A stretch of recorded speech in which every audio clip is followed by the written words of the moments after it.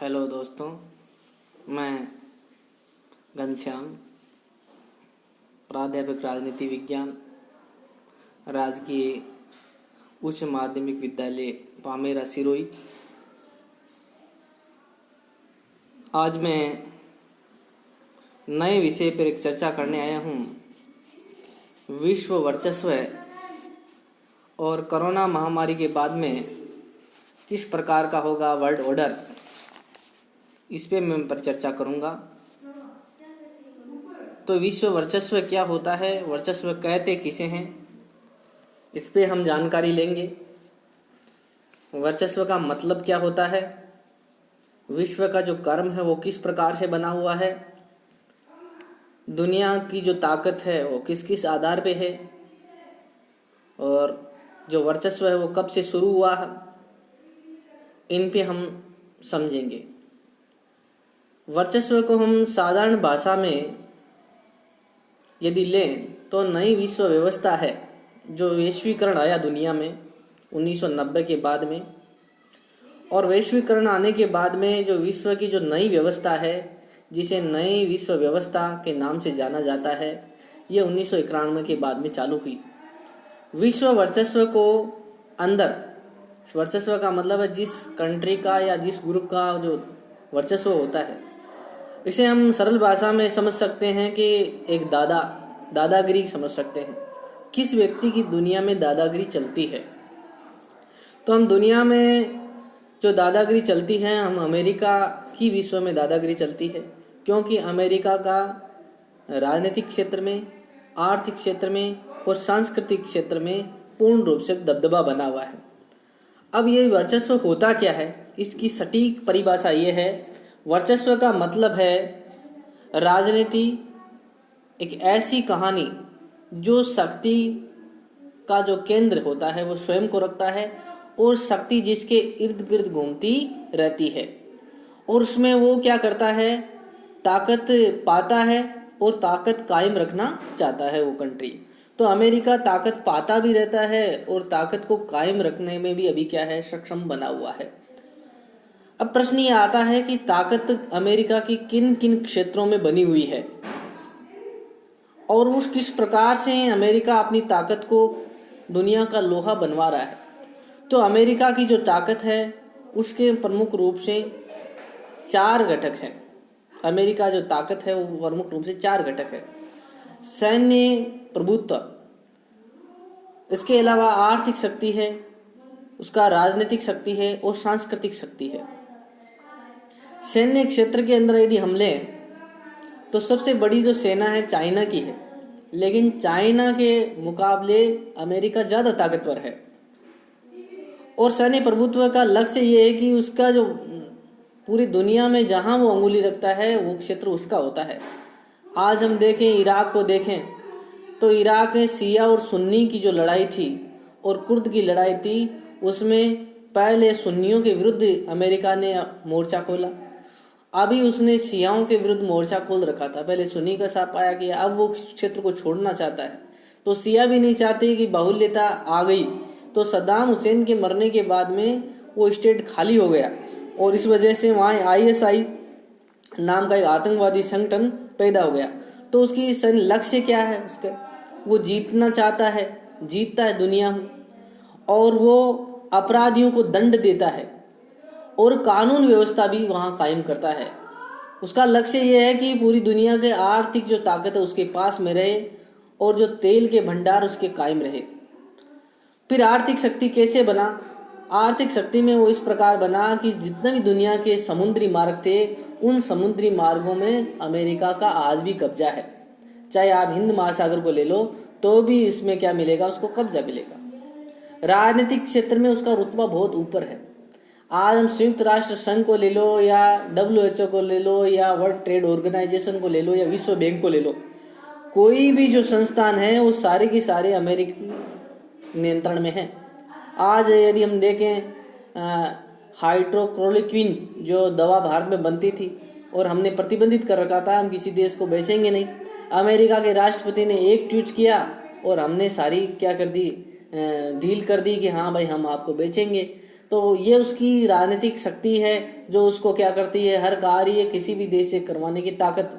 सांस्कृतिक क्षेत्र में आप देखोगे तो चौथा जो क्षेत्र है सांस्कृतिक क्षेत्र, उस सांस्कृतिक क्षेत्र में भी उसके दबदबा है। आज हम ये जो स्विगी है, बर्गर है, ये जो जितने भी सौंदर्य प्रसाधन के प्रोडक्ट्स हैं जो टीवी पे बार बार ऐड आते हैं, जो भी सारे सौंदर्य प्रसाधन के ऐड हैं, उन सभी ऐडों को देखें तो ये सारे के सारे अमेरिकी संस्कृति का प्रभाव हमें दिखाई पड़ता है।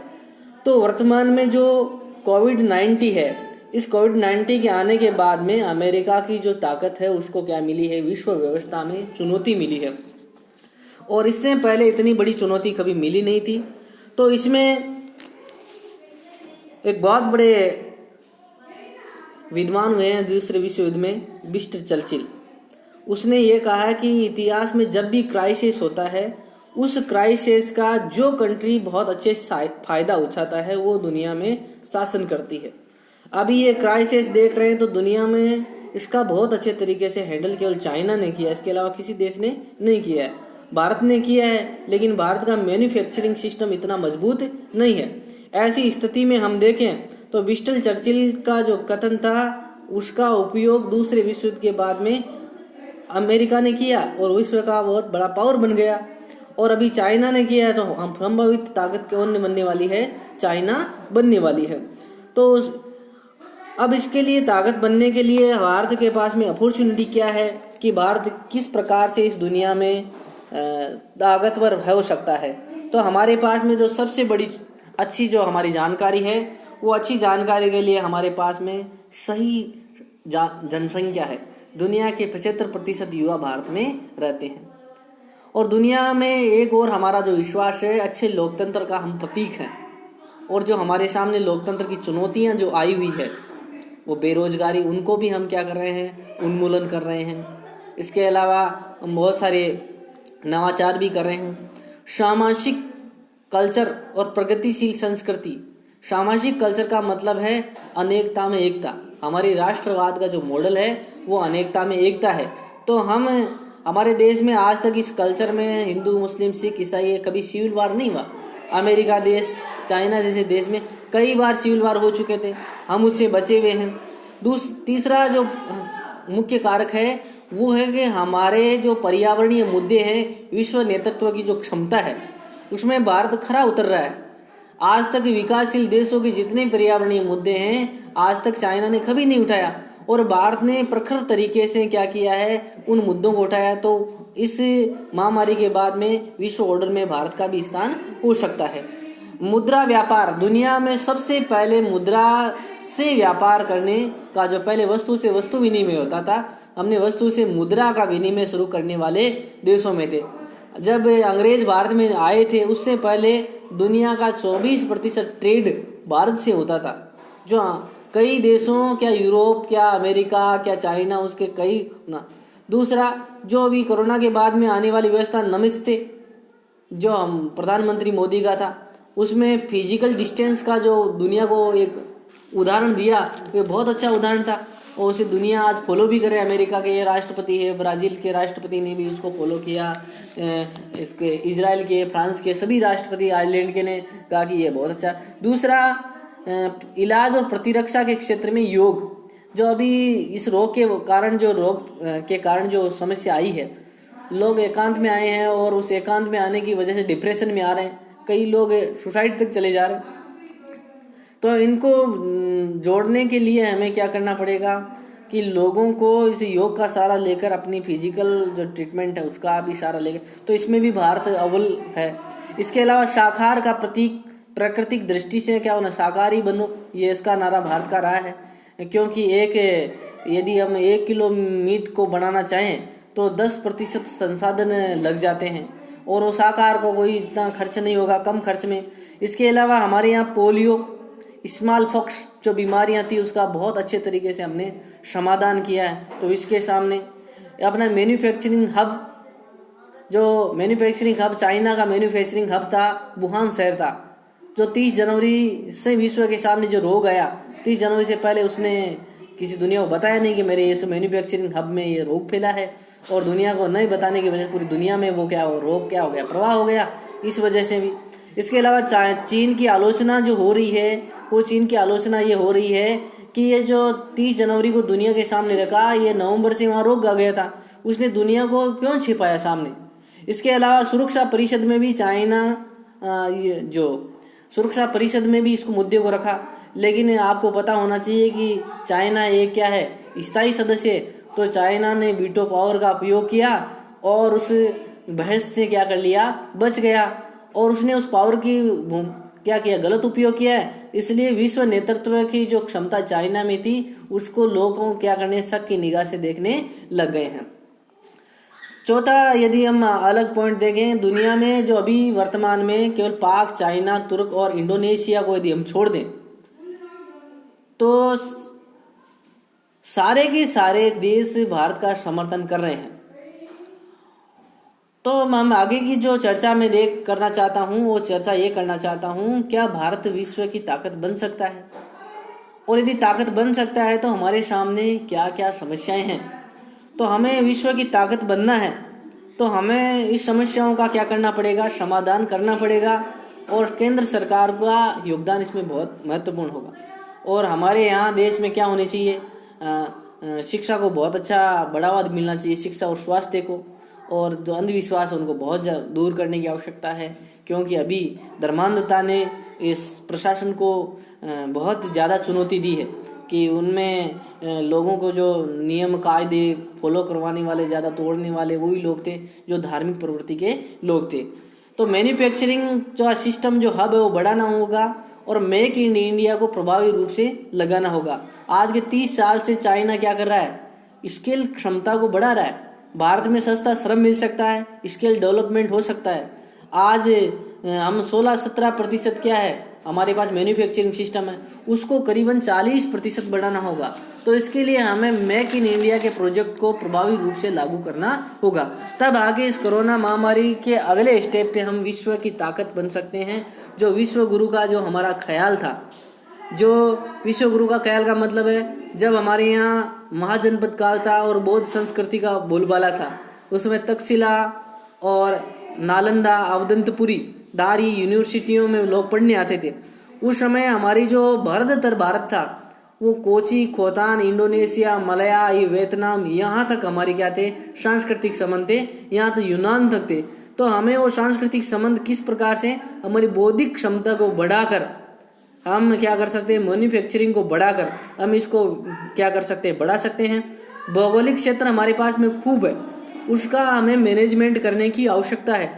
और भौगोलिक क्षेत्र को मैनेजमेंट किस प्रकार से होगा कि हम भौगोलिक क्षेत्र में जहाँ जिस क्षेत्र के लोग रह रहे हैं वहाँ ही उन क्षेत्रों संसाधनों का उपयोग करें और लघु उद्योगों को वहाँ क्या करें, स्थापित करें। इंटेलिजेंस क्षमता, जो अमेरिका की इंटेलिजेंस क्षमता है, उसी प्रकार हमारा जो रो इंटेलिजेंट क्षमता है उसको बहुत अच्छे तरीके से हमें क्या करना पड़ेगा, उठाना पड़ेगा। तब जाके हम क्या करेंगे, तकनीकी स्वीकार्यता, हमें तकनीक के उपयोग करने वाले होने। कई समय पहले हमारे यहाँ किसान लोग तकनीक का उपयोग नहीं करते थे, ट्रैक्टर का उपयोग नहीं करते थे, बच्चे मोबाइल का उपयोग नहीं करते थे, कंप्यूटर का उपयोग नहीं करते थे, दोष समझते थे। तो हमें अब धीरे धीरे किसान भी और मजदूर सभी लोग हम तकनीक को क्या करने लगे हैं, स्वीकार करने लगे हैं। तो तकनीकी स्वीकार्यता भी बढ़ी है। अंतर्राष्ट्रीय मार्केट के ऊपर बढ़ावा देना, और अंतर्राष्ट्रीय मार्केट का बढ़ावा किस प्रकार से मिलेगा, ज़्यादा से ज़्यादा लोगों को अंग्रेजी सिखाएं, और अंग्रेजी सिखाने मार्केटिंग का, प्रबंधन का क्षेत्र सिखाएं, और वो प्रबंधन का जब क्षेत्र सीखेंगे तो लोग अपने आप क्या करेंगे, देश दुनिया में जाएंगे और अपने व्यापार को बढ़ाएंगे। MSME को बढ़ाना, स्टार्टअप का जो प्रतिबंध लगे हुए हैं कई तरीके के व्यापारिक क्षेत्र में, नवाचार में, उन प्रतिबंधों को क्या करना पड़ेगा, हमें हटाना पड़ेगा। तब जाके हम क्या करेंगे, एक बहुत बड़ी ताकत बनेंगे। इसके अलावा जो हमारे देश का जो ब्यूरोक्रेट्स है, उस ब्यूरोक्रेट की लाल पीता शाही टेबल पे फाइल रखी होती है, कई दिनों तक पड़े। आज हम नया कोई फैक्ट्री खोलना चाहें और नई फैक्ट्री के लिए यदि हम लाइट की फाइल लगाऊं, और लाइट की फाइल लगाने के लिए यदि कनेक्शन लगाने के लिए मैं यदि लगाऊं तो कई महीने, 6-7 महीने लग जाते हैं। ऐसी स्थिति में मेरे को क्या करना पड़ेगा कि जो ब्यूरोक्रेट का जो फाइल रोक के बैठना, लाल पीताशाही की प्रवृत्ति है, उसको विश्व के अनुसार सेटअप करना पड़ेगा। जैसे एजुकेशन सेक्टर को विश्व की तरीके से बदला जा रहा है, उसी प्रकार तमाम ब्यूरोक्रेट को क्या करना पड़ेगा, हमें विश्व के अनुसार बदलना होगा। लैंड इक्विटेशन और लेबर लॉ दोनों में हमें क्या करनी पड़ेगी, ढिलाई करनी पड़ेगी। भूमि अधिग्रहण जो कानून है उनमें हमें फैक्ट्रियाँ लगाने के लिए हमें कुछ छूट मिलनी पड़ेगी। और लेबर लॉ में जो बहुत सारी पाबंदियाँ हैं, और पाबंदियों की वजह से क्या दुनिया के दूसरी कंट्री के जो पैसे वाले भारत में आते नहीं हैं, तो हमें लेबर लॉ को भी थोड़ा सुधार करना पड़ेगा। और लैंड इक्विटेशन का जो लॉ है उसको भी हमें कोई, धार्मिक जो नफरत है, धार्मिक नफरत से क्या होता है कि कंट्री को बहुत नुकसान होता है। दुनिया के जो व्यापारी होते हैं वो आते नहीं है, क्योंकि वहाँ ज़्यादातर व्यापार डिस्टर्ब रहता है। और ऐसी जहाँ धार्मिक नफरत होती है वहाँ व्यापार फलता फूलता नहीं है। तो हमारी कंट्री के लोगों को कम से कम धार्मिक नफरत की जो बुनियाद है उसको क्या करना पड़ेगा, कमजोर करना पड़ेगा। क्षेत्रीय उद्योगों को हमें बढ़ावा देना पड़ेगा। जहाँ क्षेत्र के, जैसे पूर्वोत्तर भारत में यदि हम देखें तो तेल रिफाइनरी के अलावा कोई रिफाइनरी वहाँ बड़ा उद्योग है ही नहीं। कश्मीर को देख लें, ये हिमाचल को देख लें, भारत का जो रेगिस्तानी इलाका है उसको देख लें, तो वहाँ है ही नहीं। तो क्षेत्रीय जो मजदूरों का जो पलायन होता है, जहाँ मजदूर ज़्यादा वहीं फैक्ट्रियाँ लगाई जाए। ऐसी स्थिति में क्या होगा, पलायन नहीं होगा। पलायन नहीं होगा तो क्या होगा, जो क्षेत्रीय असमानताएं हैं, जो गरीबी की असमानताएं, वो क्या हो जाएगी, दूर हो जाएगी। और उसका महिलाओं की सहभागिता बहुत कम है। आज हमारे देश की 50% आबादी तो केवल खाने बनाने के लिए घर में बैठी।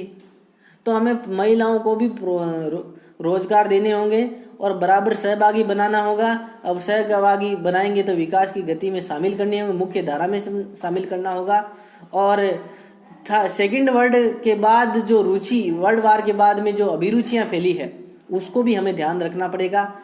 हमें पाकिस्तान से तुलना न करके चाइना से हमें तुलना करनी पड़ेगी, क्योंकि चाइना के साथ में हमारे क्या है, व्यापारिक मसला भी है, हमारा ये सीमा का मसला भी है। तो हमें बौद्धिक मसले भी हैं। तो हमें चाइना से तुलना करनी होगी, ना कि पाकिस्तान से। तब जाके विश्व जो ऑर्डर है उसमें हम व्यवस्थित रूप से सेट हो पाएंगे। इसके अलावा जो विश्व में जो महामारी आई है कोरोना, उसको बेहतर तरीके से हमें क्या करना पड़ेगा, इसका समाधान करना पड़ेगा। और विश्व जो पावर है उसकी जब हम बात करें, विंस्टन चर्चिल ने कहा था कि दुनिया में जब क्राइसिस आता है उसका सही उपयोग करेगा वो राष्ट्र दुनिया में शासन करेगा। जो दूसरा विश्व युद्ध हुआ उसमें बहुत सारे लोग मरे, और चाइना ने क्या किया, ये अमेरिका ने क्या किया, अपने दुनिया को हथियार बेचे और अपनी अर्थव्यवस्था को मजबूत किया। और जापान पे परमाणु बम का प्रयोग करके उसने हिरोशिमा और नागासाकी बम गिरा के विश्व की ताकतवर देश बन गया। और उस ताकत की दम पर उसने क्या किया, अपनी आर्थिक, राजनीतिक और सांस्कृतिक फैलाव फैलाया, और आज दुनिया में क्या कर रहा है, अपनी वर्चस्व लेके बैठा है। तो हमें उसी तरीके से जो ये क्राइसिस आया उसका बहुत अच्छे तरीके से हमें उपयोग करना है और मैन्युफैक्चरिंग सेक्टर को हमें बढ़ाना है। आज चाइना क्या कर रहा है, चाइना ये कर रहा है कि रोग का इलाज कर लिया उसने, रोग के इलाज करने के बाद में वो स्वास्थ्य के जो प्रोडक्ट है वो दुनिया को बेच रहा है और पैसे कमा रहा है।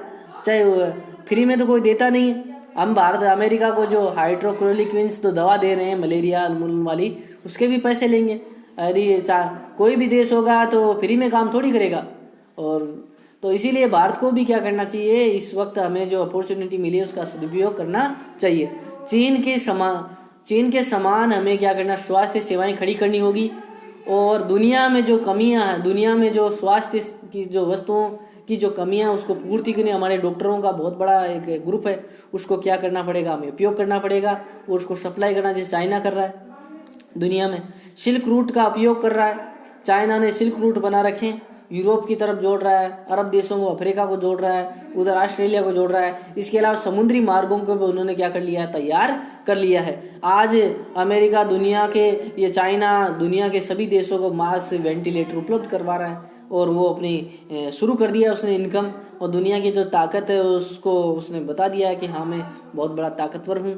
इटली, स्पेन, कनाडा, USA और मेडिकल सामान की आपूर्ति कर रहा है। 50 देश है जो उनकी मेडिकल सामान ले रहे हैं, और वो ऐसा तो फ्री में तो देगा नहीं, उसके एक की बजाय 2 गुना लेगा वो। जिस प्रकार हमने मालदीव और श्रीलंका के देखे थे और अफ्रीका के देशों को देखे थे। एक एयरपोर्ट बनाने की नीयत से चाइना गया था और वहाँ के संसाधनों में कब्जा करके बैठ गया। इसी प्रकार अमेरिका, जो कमज़ोर स्थिति जो अमेरिका की है, तो विश्व में अभी मैं देख रहा हूँ कि चाइना एक बहुत बड़ी ताकत बन के उभर रहा है और इस ताकत को हमें यदि क्या करना है, यदि आगे बढ़ना है तो भारत को मैन्युफैक्चरिंग क्षेत्र पे ध्यान देना होगा, स्वास्थ्य क्षेत्र पे ध्यान देना होगा, दुनिया को प्रोडक्ट सप्लाई करने होंगे। इसके अलावा भारत की सुरक्षा नीति है उसको भी क्या करना पड़ेगा, रिवाइज करना पड़ेगा, सैन्य क्षमताओं को विकसित करना पड़ेगा, अंतर्राष्ट्रीय स्तर की जो संस्थाएं हैं उनमें भागीदारी बढ़ानी पड़ेगी, देश की जो अंदरूनी समस्याएं हैं नागालैंड, मिजोरम, पंजाब, कश्मीर, J&K का, उन समस्याओं की जो अंदर उपराष्ट्रवाद फैला हुआ है उसका भी हमें क्या करना पड़ेगा, संसाधन उपयोग करना पड़ेगा। तो ये आज का जो मेरा टॉपिक था विश्व वर्चस्व और विश्व में जो ऑर्डर है, किस प्रकार से दुनिया में विश्व कौन नेतृत्व करेगा। तो सम्मिलित सारांश में ये जो आगे का जो विश्व ऑर्डर है चाइना और भारत की तरफ ये ज़्यादा घूम रहा है और चाइना ज़्यादा ताकतवर है तो हमें मैन्युफैक्चरिंग हब को बढ़ाना होगा। ये 2-3 महीने में जितनी भी कंपनियां हैं, चाइना अभी अमेरिका उभर नहीं रहा है, तब तक हमें इन देशों का सहयोग करना होगा और हम वापस जो हमारा स्टेप था जब तक्षशिला और नालंदा विश्वविद्यालय थे, दुनिया में हम अपना ज्ञान का प्रसार और विश्व के गुरु बने हुए थे और उसी दृष्टि से हम वापस क्या बनेंगे, आज वापस विश्व गुरु की तरफ जाएंगे। ये जो क्राइस्ट आया है इसका हमें क्या करना पड़ेगा, बहुत अच्छा उपयोग करना पड़ेगा, तब जाके हम क्या करेंगे, दुनिया का नेतृत्व कर सकते। Thank you.